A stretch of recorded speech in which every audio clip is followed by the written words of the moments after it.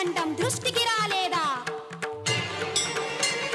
నమ్మి కొలిచిన చేరి మ్రొక్కిన ఆ పన్నను నన్నాదుకొమ్మని అలిసే వరకు నిన్నర్థించిన ఉలకక పలకక నువ్వుంటే ఊరుకుందుననుకున్నావా?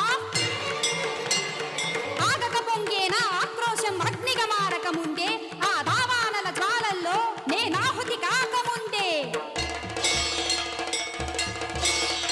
దుర్గవై చండివై